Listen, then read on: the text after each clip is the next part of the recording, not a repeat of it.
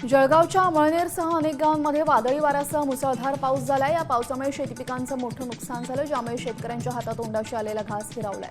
या वादळी पावसामुळे केळी आणि पपई पिकांचं मोठं नुकसान झालंय, तसंच शेतातील विहिरीवरील सोलार पॅनल उडून गेल्याची घटनाही घडलेली आहे।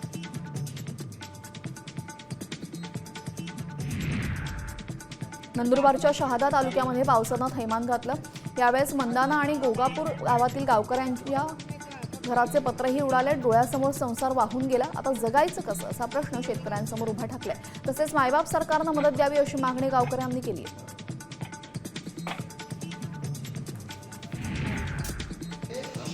धुळे शासकीय रेस्ट हाऊस कॅश प्रकरणामध्ये पोलीस अधीक्षक श्रीकांत हिवरेंचं निलंबन करण्याची मागणी ठाकरे गटाचे नेते अनिल गोटेंनी केलेली।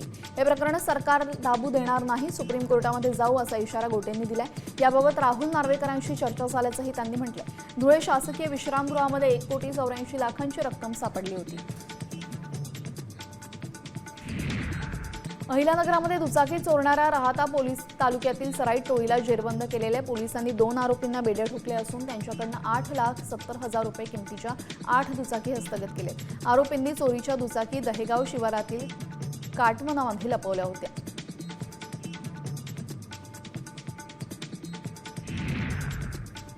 शिरूरमधील रवींद्र करगळ या शेतकरी साई भक्तांना साईंच्या चरणी 3,500 किलो केसर आंब्यांचं दान केलेलं आहे। साई संस्थानाने प्रसादालयामध्ये आंब्याचा थंडगार आमरस तयार केला। साई भक्तांना पुढील 3 दिवस आमरसाची मेजवानी घेता येणार आहे।